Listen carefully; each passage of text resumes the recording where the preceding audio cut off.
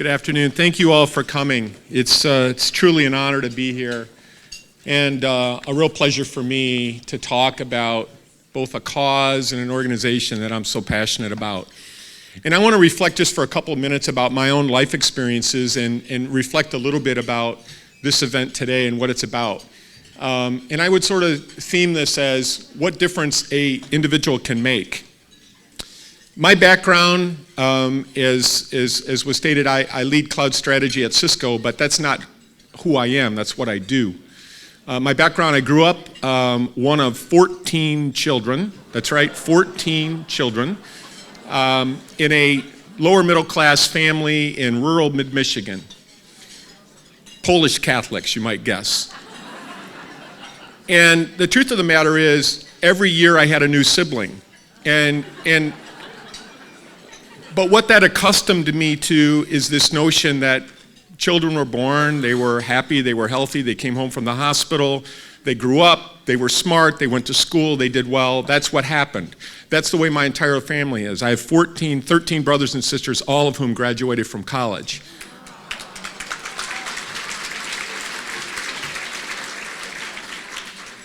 But my life changed quite a bit as I became an adult. My first son was born normally, happy, healthy, smart. My second son changed my life. His name is Andrew, and I want to tell you a little bit about Andrew's story. So Andrew was born normally, but within a couple of hours of his birth, he went into heart failure. And the doctors told us that he had 3 major heart defects, 2 holes in his heart and some other issues. And they told us he might not live. And it just really crushed us, rocked our world. I'd never experienced anything with a person with disabilities. I never had any exposure to people with disabilities. And then they told us that he might have Down syndrome. I didn't know what Down syndrome was. And I went from being elated to having my second son to being absolutely lost in terms of how was my life going to change. Having not only a son that had potentially special needs, but also a son that was gravely ill. And he was gravely ill. He was in intensive care for several weeks. And about a month after he was in the hospital, the doctors came to us and said, yep, he's got Down syndrome. And you ought to think about putting him in a home. This was 25 years ago, 27 years ago now. And I was stunned. Are you kidding me? He can't even eat. He's not strong enough to suckle a bottle. He was being fed through a tube, and you want me to put him in a home? Are you kidding me? So we went through this whole experience at the hospital, and what we realized is, and this is where I began to have passion and understanding of people with disabilities, he wasn't normal. He wasn't, quote, normal. He was never going to be an astronaut or a Rhodes Scholar or President of the United States, and those doctors had given up on him.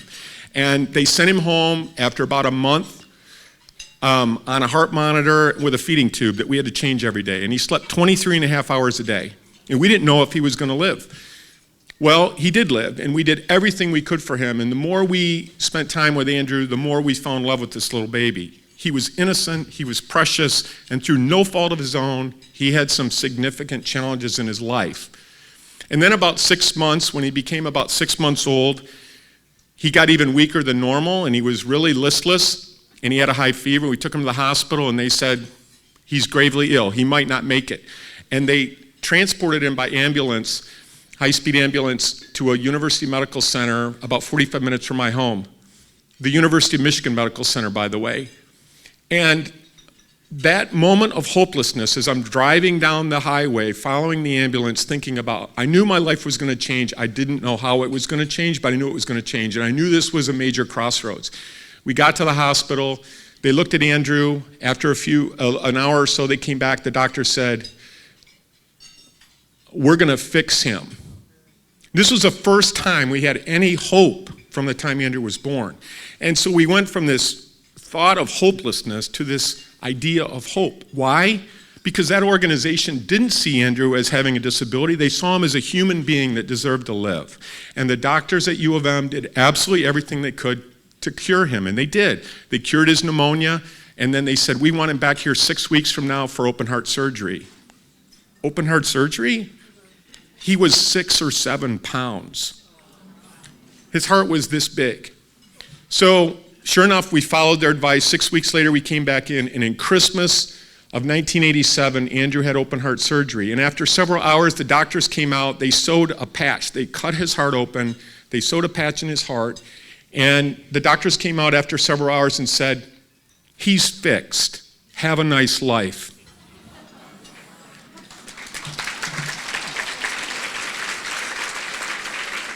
Fast forward now, 27 years later, Andrew is happy, healthy, he lives at home with my wife, he's retired, he graduated from a special education school, he got many of the services Abilities United offers.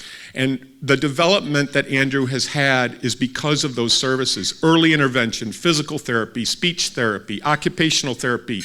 Everything Andrew's accomplished is because of those kinds of services. But the more important thing is, Andrew changed my life in a profound way. You know, through every challenge comes a blessing, and I would tell you, and I've told many people, that the greatest blessing I'll ever have in my life is having a special needs son, because he taught me more than I'll ever teach him. He taught me to have empathy and respect for people with disabilities. He taught me that success is defined differently than jobs and careers and income.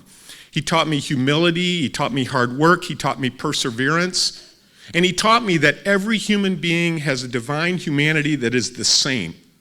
We're all the same at the end of the day. We are divinely human.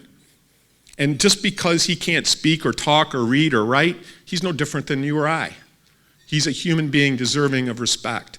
And that taught me a lot. And so I've dedicated my life, and I've been a passionate advocate. When I'm not working, my part-time job is to be a passionate advocate of people with disabilities. I'm so honored to be on the board of Abilities United, which I started a few years ago.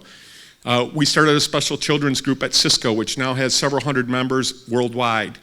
I've been involved in Special Olympics. I've done all kinds of fundraising for special needs. Most recently, I started a program at Cisco to hire people with disabilities to work virtually from their home so they don't have to worry about getting a wheelchair on a bus to get to work. Using technology to transform the lives of people with disabilities, because you may not know, and this gets to the point of today. Today is about raising money for employment services at Abilities United, and employment services at Abilities United helps people with disabilities get jobs. And you might not know this, but today in the United States, if you're a working age adult, 20 to 65, 76% of you have a job, except if you have any kind of a disability. The employment rate among people with disabilities in the United States is 34%. And if you go so far as to invest in an education, despite your disability, and you get a 4-year degree, whoopee, your employment rate is 54%. Only 21% of people with disabilities in the United States have a full-time job. A third live in poverty, and their household income is half the national average. It's a tragedy. And it happens in this community, and it happens in every community across this country. And we can do something about that, and that's what Abilities United does. Employment services provide services to people to get jobs and to keep jobs. $2,500 donated today is going to help one person get a job and keep a job. And another $1,000 donation today is going to help a person with a job keep his job or her job through coaching and services and counseling that Abilities United can provide. It changes people's lives. And what does it do to someone to change their life?